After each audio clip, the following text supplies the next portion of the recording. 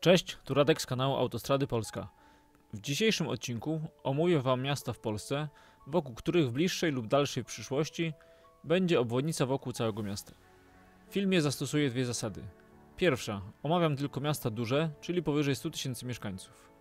Druga zasada, żeby miasto znalazło się w moim zestawieniu, to przynajmniej jedna z dróg będących obwodnicą musi być autostradą lub drogą ekspresową.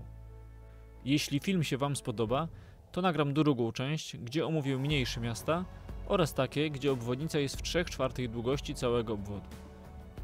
Do filmu dodałem znaki, na których użyłem słowo ring. Uważam, że słowo to bardziej pasuje w tym przypadku niż słowo obwodnica. Obwodnica może przechodzić tylko po np. południowej części miasta, a ring, jak sama nazwa wskazuje, jest czymś, co w tym przypadku okrąża miasto dookoła.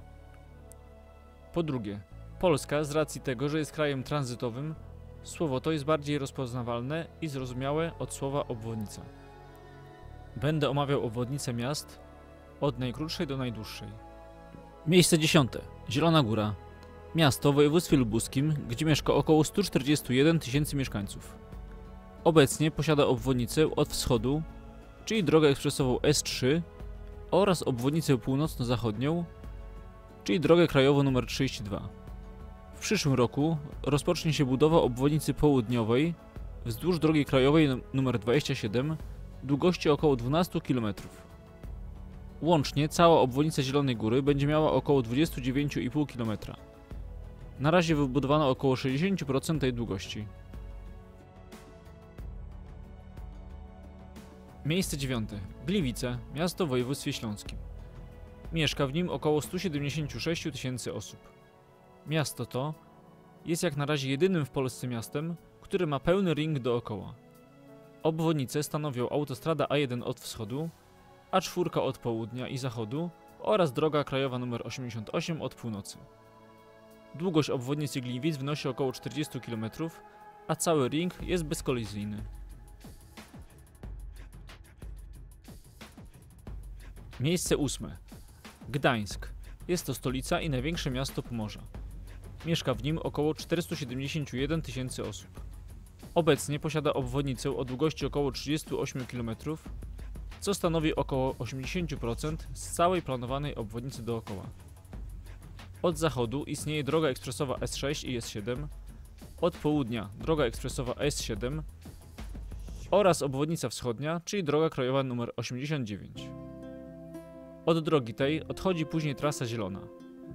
Trasa ta, po minięciu tunelu pod Martwą Wisłą oraz stadionu, kończy się po około 1 km.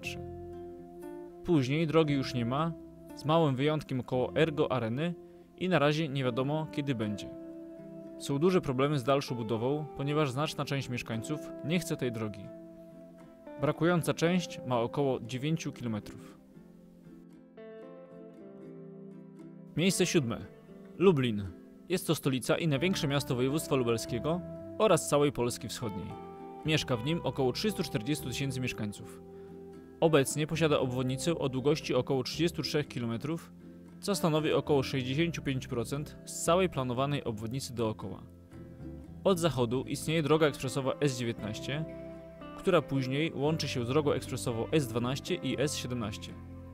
Na węźle Lublin-Rudnik S19 odchodzi na północ i dalej wspólnym śladem idzie S12 i S17, aż do węzła Lublin-Felin po wschodniej stronie miasta. W przyszłości miasto i województwo planują budowę obwodnicy południowej od węzła Lublin-Węglin po stronie zachodniej do węzła Lublin-Felin po stronie wschodniej. Na razie jednak nie jest znana dokładna lokalizacja, a co za tym idzie długość drogi. Z planów, które można znaleźć, wynika, że droga będzie miała około 18 km długości. Miejsce 6.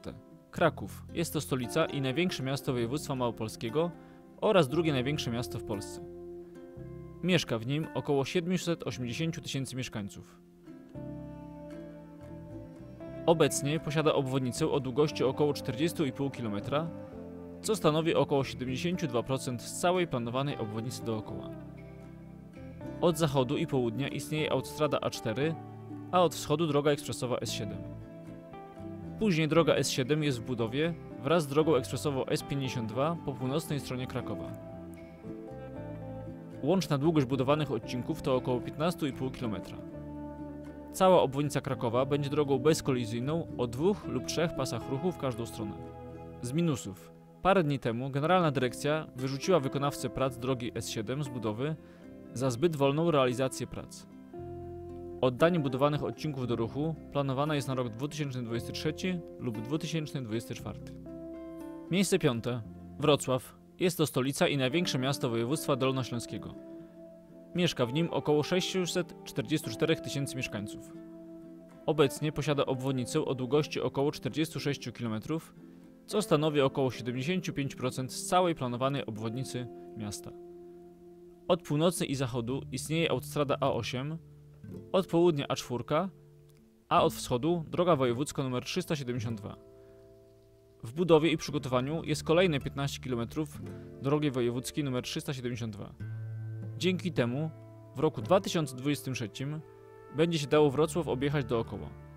Z plusów po A8 jedzie się super. Droga ta cały czas ma 3 pasy ruchu. Duży minus natomiast jest taki, że obwodnica wzdłuż drogi wojewódzkiej nr 372 jest i będzie drogą jednojezdniową kolizyjną. Miejsce 4. Warszawa.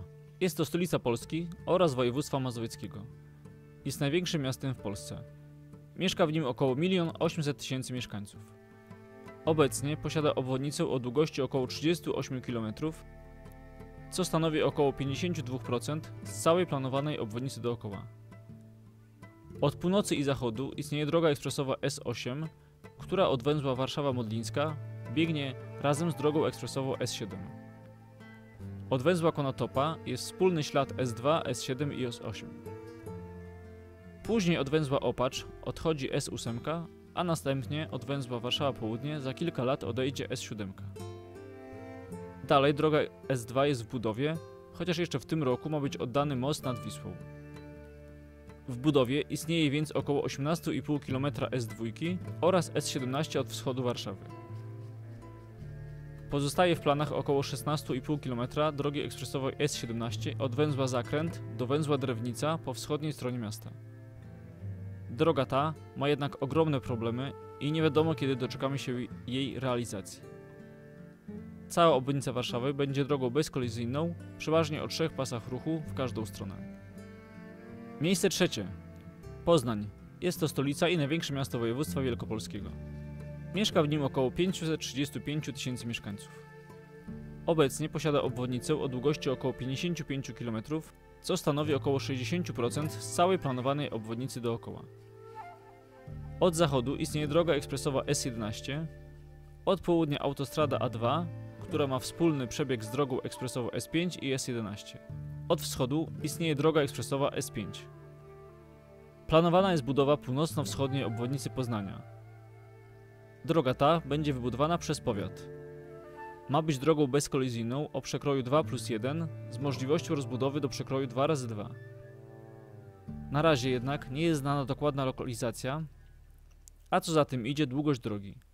Z planów, które można znaleźć, wynika, że droga będzie miała około 37 km długości i połączy węzeł Poznań Północ z węzłem Kleszczewo lub Kostrzyn. Miejsce 2. Szczecin. Jest to stolica i największe miasto województwa zachodniopomorskiego. Mieszka w nim około 400 000 mieszkańców. Obecnie posiada obwodnicę o długości około 45,5 km, co stanowi około 47% z całej planowanej obwodnicy.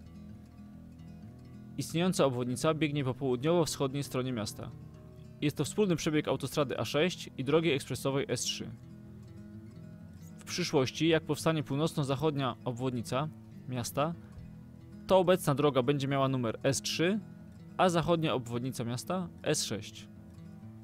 W ciągu planowanej obwodnicy Szczecina, nazwanej potocznie Zosia, powstanie najdłuższy tunel w Polsce. Wspomniałem o tym filmie, do którego link wyświetla się w prawym górnym rogu. I na koniec miejsce 1, czyli ta truskawka na torcie. Łódź. Jest to stolica i największe miasto województwa łódzkiego. Mieszka w nim około 677 000 mieszkańców i jest trzecim największym miastem w Polsce. Obecnie posiada obwodnicę o długości około 84,5 km, co stanowi około 75% z całej planowanej obwodnicy. Istniejąca obwodnica przebiega przez autostradę A2 od północy, autostradę A1 od wschodu, drogę ekspresową S8 od południa oraz drogę ekspresową S14 od zachodu. Ta ostatnia ma około 13,5 km. W budowie jest pozostała część drogi S14 o długości około 28,5 km. Cała obwodnica Łodzi będzie bezkolizyjna. Wszędzie będą dwa pasy ruchu w każdą stronę, oprócz krótkich odcinków na A2 i S8, które mają po 3 pasy ruchu. Oddanie S14 do ruchu to rok 2022. Wtedy Łódź będzie się dało objechać dookoła. Długość całej trasy to około 113 km. W celu lepszego zobrazowania tego, co mówiłem, gdyż ilość informacji była dość spora, wklejam tabelkę w Excelu. Wiem, że wielu z Was na nią czeka. Dziękuję wymienionym urzędom, osobom i kanałom na YouTubie za pomoc w realizacji filmu. Jeśli spodobał Ci się mój film, zasubskrybuj mój kanał, daj łapkę w górę oraz napisz komentarz, co Ci się podobało lub nie. Dziękuję.